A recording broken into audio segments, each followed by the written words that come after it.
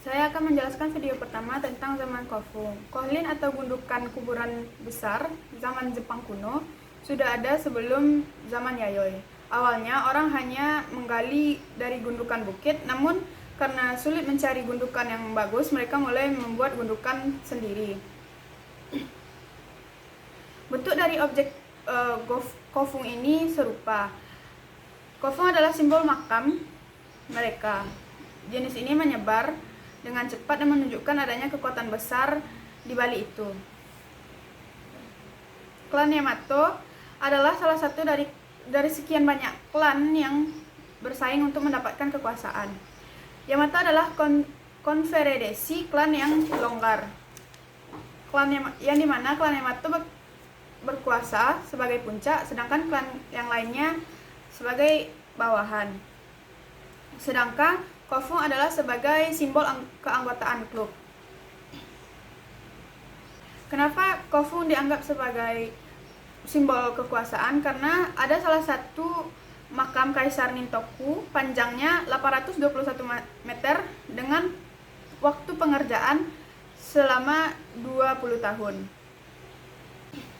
Di sekitar Kofun kita dapat melihat patung-patung yang ditanam yang diberi nama Haniwa. Kenapa ada Haniwa ini? Kalau kita melihat dari cerita dulunya, Haniwa ini dulu ada putra kaisar yang meninggal dunia. Dan dayang-dayang putra kaisar tersebut dimasukkan ke dalam Kofun tadi dan dibiarkan meninggal di dalamnya. Selanjutnya, Permaisuri Enon, permaisuri kaisar ini juga meninggal. Namun kaisar meminta nasihat kepada penasehatnya. Dan penasehatnya memunculkan ide dengan bagaimana kalau kita membangun Haniwa. Namun kalau kita lihat fungsinya sekarang, Haniwa itu untuk membantu mencegah erosi. Pengaruh Yamato tidak hanya kita lihat dari sisi militernya saja, tapi juga melalui perkawinan juga. Dan juga imigran yang datang dari semenanjung Korea membawa teknik baru untuk pertanian, klan Yamato. Klan Yamato hanya menganugerahkan gelar kepada klan-klan yang kuat saja. Seiring berjalannya waktu, kekaisaran mengatur klan di bawah mereka untuk mengawasi tugas. Contohnya klan Munabai tanggung jawabnya untuk senjata kekaisaran.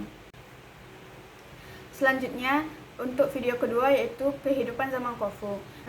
Bangsawan pada zaman Kofun menjalani kehidupan yang elit akibat pengaruh dari Tiongkok dan juga Korea. Hal ini dapat dibuktikan dengan mereka memasukkan benda-benda berkilau ke dalam makam mereka. Sedangkan masyarakat hidup dengan sederhana dengan cara bertani dan juga memancing.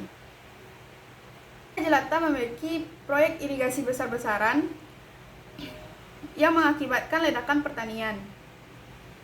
Hal ini karena imigrasi dari semenanjung Korea membawa teknik pertanian baru. Dan juga rakyat jelata apabila berselisih, mereka menyelesaikannya dengan metode yang menarik. Contohnya, apabila ada dua orang yang berselisih dan tidak dapat menyelesaikannya, maka masyarakat di sekitar akan melakukan metode air mendidih, di mana air akan dididihkan dan dimasukkan dua batu. Kedua orang yang berselisih tadi akan mengambil batu tersebut, dan jika salah satu dari mereka mendapatkan luka bakar yang banyak, maka dia yang bersalah. Dan juga ada juga metode di mana ular dimasukkan ke dalam guci.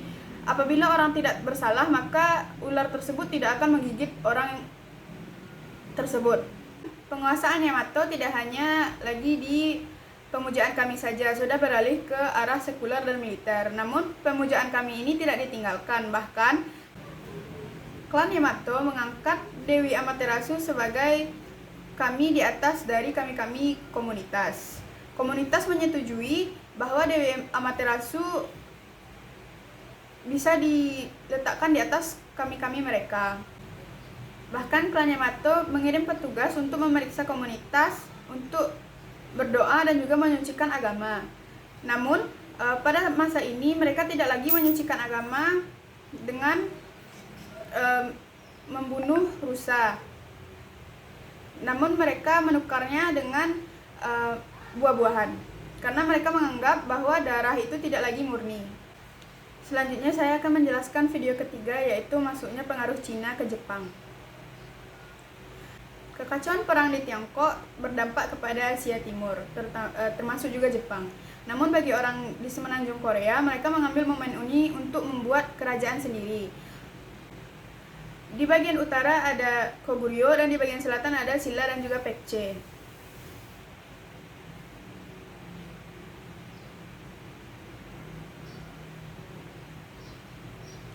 Karena perang di Tiongkok, hubungan Jepang dan juga Tiongkok menjadi terputus, dan juga terputuslah asupan impor cermin berkilau dari Tiongkok.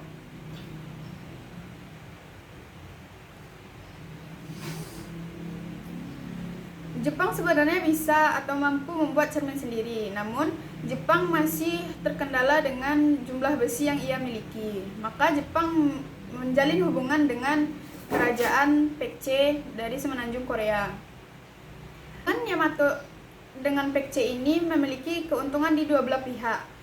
Di bagian kerajaan Pekche, apabila ia diserang maka akan dibantu oleh Yamato. Sedangkan di Yamato, kerajaan Pekche akan membantu Jepang kembali menjalin hubungan dengan Tiongkok. Setelah Yamato kembali menjalin hubungan dengan kerajaan Tiongkok, maka Jepang kembali mendapatkan cermin dari Tiongkok. Masyarakat merasa lega karena cermin bisa didapatkan selagi dalam masa perang. Dalam masa perang ini, banyak orang Tiongkok dan juga Korea berimigrasi ke Jepang. Akibat hal ini, para imigran ini membawa ide baru dari negara mereka untuk Jepang. Dan juga para imigran ini diletakkan di dalam satu komoditas untuk melakukan pekerjaan. Kerajaan Pekche juga memberikan dua hal penting kepada Jepang, yaitu aksara tulisan Cina dan juga agama Buddha. Nah, ke video yang keempat, yaitu agama Buddha. Kerajaan Pekche memberikan dua hal penting bagi Jepang. Yang pertama itu adalah aksara tulisan yang menjadi cikal bakal dari tulisan Jepang. Yang kedua adalah agama Buddha. Sebagian orang Jepang sudah mengetahui apa itu agama Buddha. Menurut Nihon Shiki, kerajaan Pekche ingin Jepang membantu mereka untuk melawan kerajaan Koguryo dan juga Silla. Pekche mengirim banyak hadiah kepada Jepang berupa kitab suci Buddha dan juga patung-patung Buddha. Patung Buddha yang tiba di Jepang memicu perkelahian antara dua fraksi di klan Yamato, yaitu klan Saga dan juga klan Nakatomi. Klan Saga menerima ajaran Buddha, namun klan Nakatomi menolak. Dan juga sempat terjadi wabah di Jepang. Hal ini dijadikan oleh klan Nakatomi sebagai wujud kemurkaan kami terhadap ajaran baru yang masuk ke Jepang.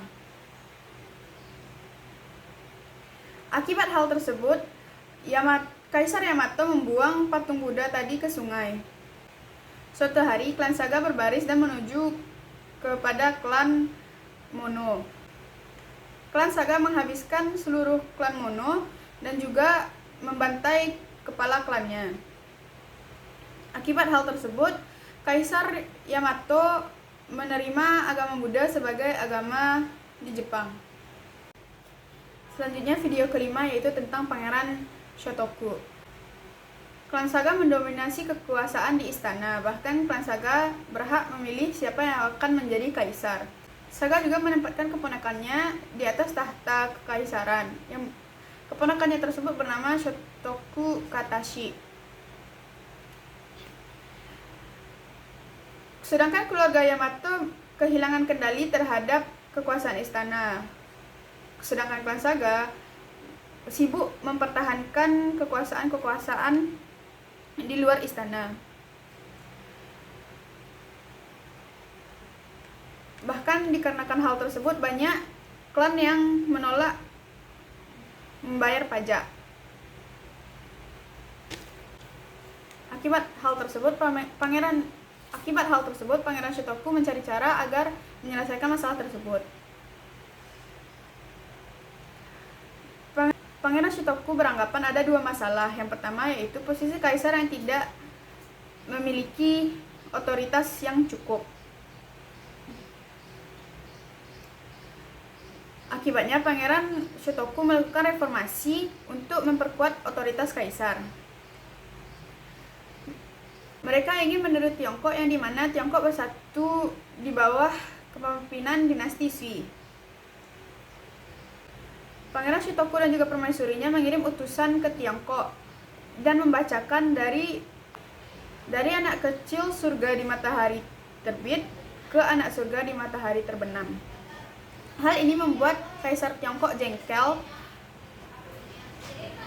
karena Tiongkok merasa bahwa negara-negara lain itu berada di bawah negara Tiongkok. Pangeran Shotoku juga membuat dua reformasi. Yang pertama itu adalah cap rank. Ada 12 peringkat dan peringkat ini dibedakan dari warnanya. Dan juga sistem ini tidak turun-menurun. Mereka harus berusaha untuk mendapatkan peringkat ini.